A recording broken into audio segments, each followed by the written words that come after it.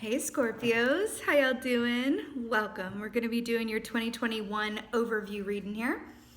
So let's talk about your meditation. So I saw a character from a series of books. It's also been made into a TV series through, I don't know if it's BBC or Sky One, but through British network. It airs over here too. It's called Discovery of Witches. And the trilogy of books is the All Souls trilogy. And I saw a character by the name of Matthew Claremont, who, stay with me now, I'm gonna walk you through, is a vampire, a very old vampire, who is very connected, let's say, with his shadow side, okay? I would even say that he leads with his shadow side in a way, but almost constructively so. Like, he slips, he has his moments, but what's kind of fascinating about this character and why I love that it's coming up for y'all is that when you have the image of a vampire in traditional folklore, or how a vampire is normally portrayed, that's like bloodlust and violence and death and I'm fighting the urge to feed and oh my god, like whatever.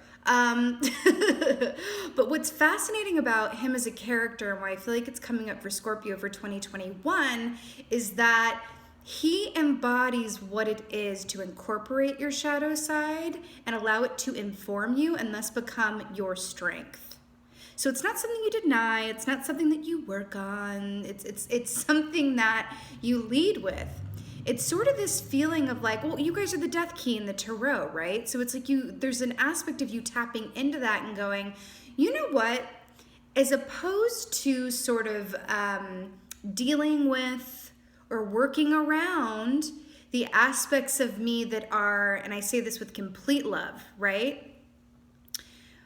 The aspects of me that are extreme, that can be extreme, that feel things so deeply that to the point of overwhelm, to the point where the alone time is necessary so that if I'm going to sting anybody with my scorpion tail, it's going to be me and not those around me, right? It's that extreme level of feeling, but it's also that connection to death and the other world, the underworld, the other side, right? The shadow.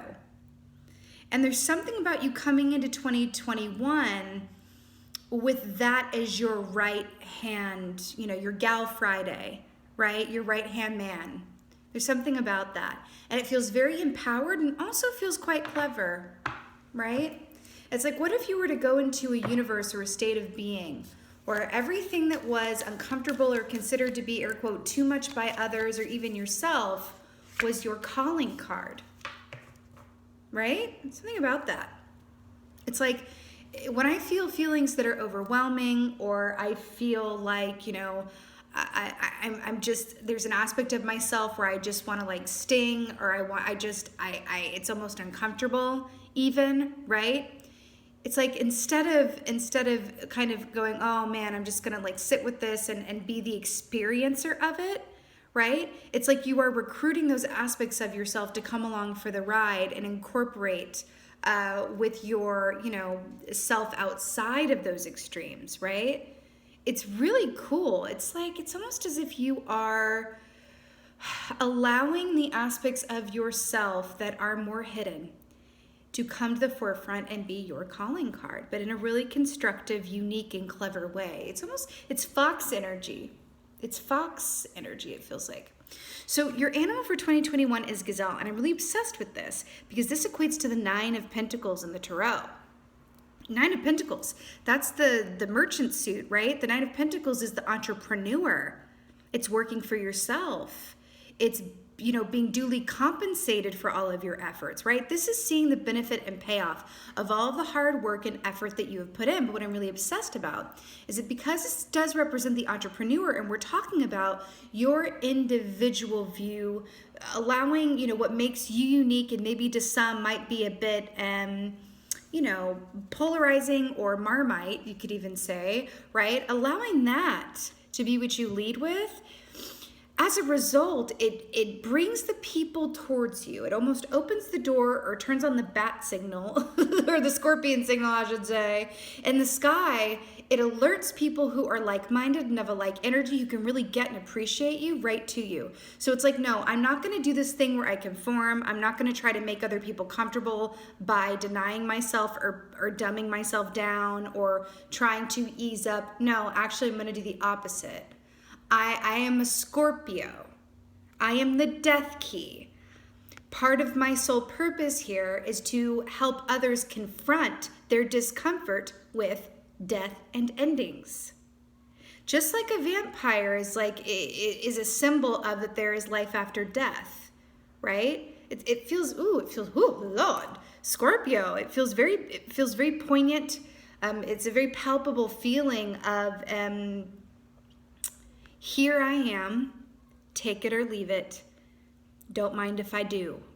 That's what it feels like. And I'm here for it. I'm all the way here for it.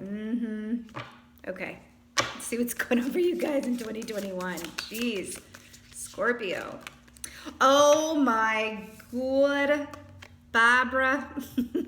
King of Pentacles. I mean, I could not be less surprised, really. This is abundance. This is wealth. This is wealth to the point where you are generous with others with your wealth, right? Not that you have to be wealthy to be generous, of course, but it's that kind of wealth where you're like, oh my God, and you get a new car, and I'm gonna leave you $100 tip because I can, and I'm feeling that, it's like you want to give back for all that you've been given. This is also an aspect of feeling at the top of your game, feeling like you are the expert in your field, like you're really on top of it, and you're feeling very in alignment with your manifestational abilities in terms of a 3D context, right? Because the Pentacles rule the realm of everything in the 3D, right? And I love that you're coming up as an earth sign, Scorpio, with everything that we've been talking about, right?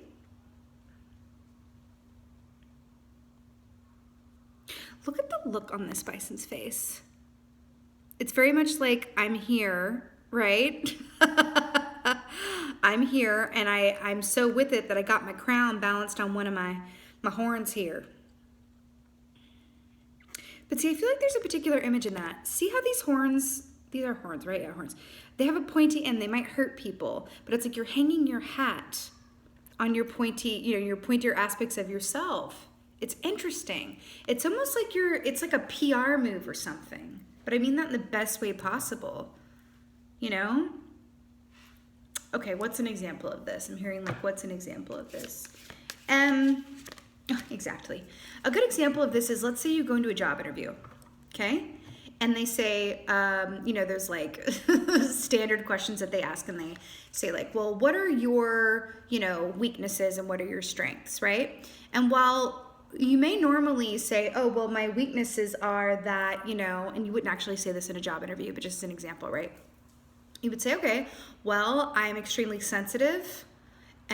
Sometimes I feel things so deeply that it's uncomfortable, and I have to go away and be by myself in order to process how deeply I feel.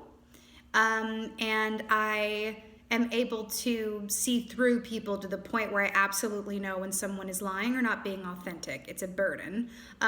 Those are my weaknesses, right? But flip side, in this context, what you are saying to the universe and everybody else around, right, is going, actually, no, those are my strengths. So ask me what my strengths are. Okay, my strengths are that I feel very deeply to the point of discomfort, which allows me to likewise feel what other people are feeling empathically, and thus I'm able to accurately gauge other people's intentions and who is a vibrational match for who I am, where I'm going, and what I want.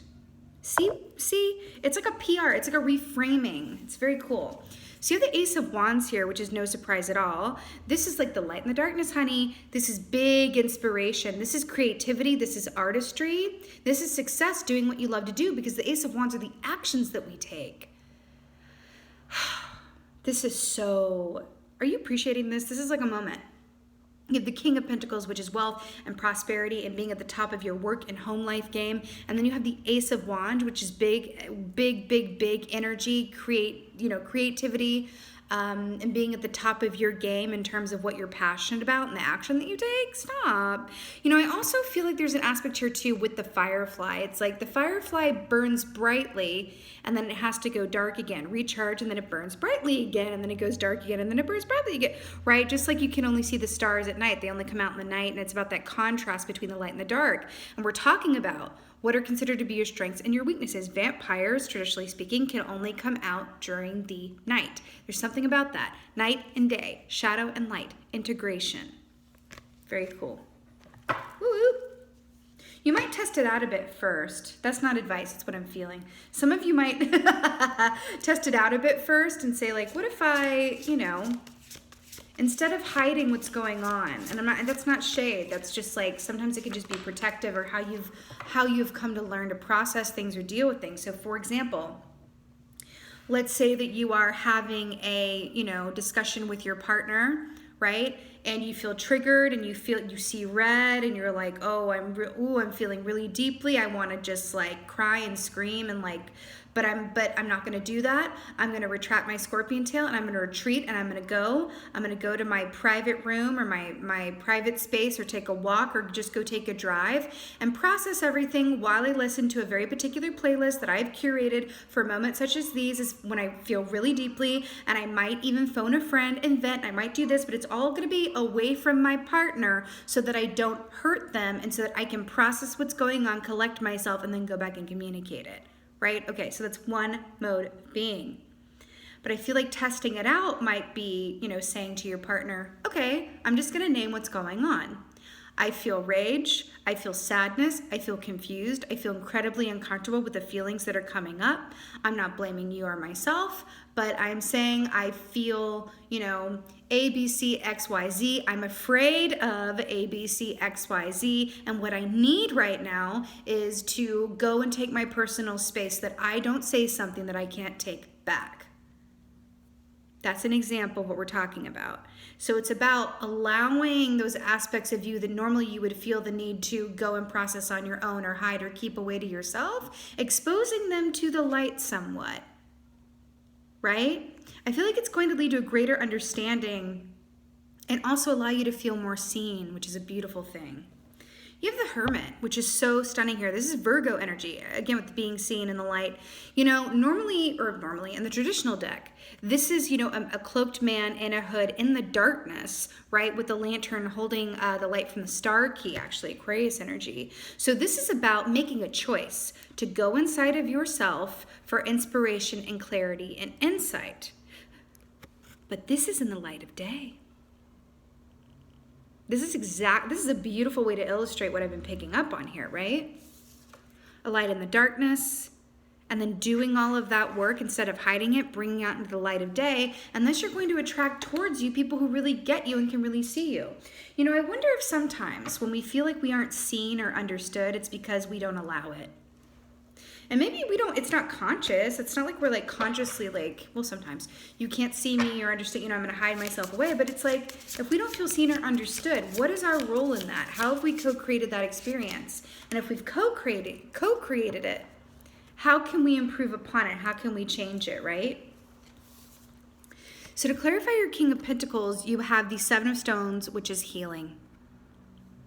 This is just like so beautiful. So this equates to the Seven of Pentacles, which is about patience, Pentacles and Pentacles, patience, timing, and trust.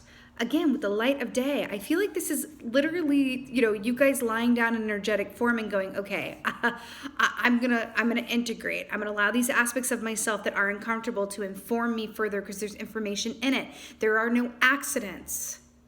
Nothing of what I feel or my first initial reaction, my scorpionic self, right? I'm not going to deny my scorpionic self. I'm going to allow it to inform me, because I understand that this exists within me for a reason, and thus I can use it and harness it to my benefit. That's the healing. That's the healing. And again, the green here, it's all about that heart chakra, heart space, because that's where we feel it, right? That's where that feeling emanates from. So then we have the Two of Bows, decision. Look at that realness. Two of Bows, so it's Two of Wands to clarify. The Ace of Wands, so you have Pentacles and Pentacles and Wands and Wands. So I love the fire here, and then you got the firefly, the night sky, more stars, all this connective tissue, right? It's really beautiful. So traditionally, Two of Wands is being your own divine architect, building your blueprint and deciding where you want to go before setting off on that road, which is all these together make Three of Wands, right? You see how this makes a decision? I feel like this is, you know, you guys are the phoenix, right? The phoenix and the golden eagle. This is you rising from the flames of participating in your own transformation and going, you know what, I want to experience different things, whether that is differences in your work reality, differences in your partnership, difference in how you feel on a day-to-day basis, difference in your relationships. And because I want to experience something different, I'm going to do things differently. That's the decision. To integrate and allow those darker and hidden aspects of you to inform you and draw towards you some mega, mega, mega abundance. Beautiful. The Hermit. You know, the Virgo energy is also about getting things in order. This is also the second 9 that you've had here with the 9 of Pentacles and the Hermit, number 9. It's all about getting things in order. Feeling like you're in a place where you can attract more in because what you've balanced what you already have, right? Oh my gosh. The World Tree. I could talk about this forever, but I won't.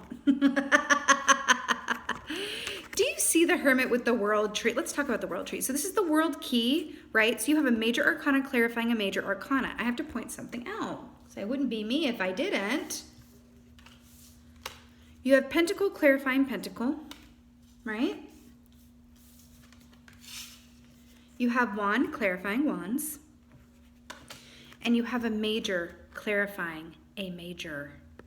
What does this mean? Why point this out? They ask. Because it suggests a certain state of alignment and a certain lucky energy around what we're picking up on here as an option, right? Because all of this is based on the choices that you've yet to make and maybe some that you already have begun to consider making. But the World Tree is a very happy point of completion, but I want to point something out. In the shamanic tradition, the World Tree stretches up above into the upper world, the light sphere, right? Light sphere, and also equally down into the lower world, into the shadow aspects of the collective unconscious, right? Unconscious. What does that mean? Integrating both light and dark to successful completion. And look at this circle here and this circle here. This is successful integration and manifesting from a place of wholeness, balance, and, how do I say this? Intentional duality, right? Scorpio, this is beautiful. I'm gonna get an oracle for y'all. Let's see. Oh, that is so weird. I just went like that and saw completion. And it's number 9. I feel like this is for you guys. Okay. Let's get another.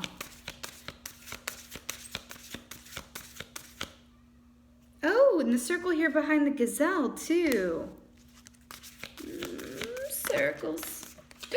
Oh my God, shivy me bibs. The crow, caw caw. I love this. You know I love this. This speaks of, someone else got the, Capricorn got the crow, I think is their overall energy. So the crow is about magic, manifestation, and getting signs and symbols and affirmation from the universe that you are on your highest and best path. You achieve your highest and best path when you come from a place of what? Balance. When you demonstrate through action, energy, intent, and thought that you are balancing what you already have, that is a cue to the universe that you're ready for more. Also, when you're grateful for what you already have, that's a cue that, you know, you're ready for more to be grateful for, right? But you can't manifest from a place of like what you don't have, right? This is magic. This is abundance. This is high priestess and magician energy. This is also about using your voice and using your words. So this is also speaking up about things that are unjust or unfair or out of alignment, either within yourself or in the world that you see around you and speaking up about that, right? Bringing it out into the light from the darkness, right? But when the crow is with you, and this is your overall yearly energy, get ready for a lot of signs, symbols, magic, and luck. Yes, Crow. I'm so obsessed that you got this with the 9 of Pentacles. Feels like incoming money, opportunity, balance, and it also an alignment of karma. I'm hearing an alignment of karma, karmic alignment, Yes. Woohoo! Scorpio, yes! Why improve upon a perfect thing? This was amazing. With your completion, northeast, southwest, operating from a place of alignment. I'm absolutely here for it. This was your 2021 overview reading. I love this for you guys. It's very exciting. With that being said, just thank you. Thank you so much for being here. And as always, thank you for being you. Wishing you a most happy and blessed 2021. And be well.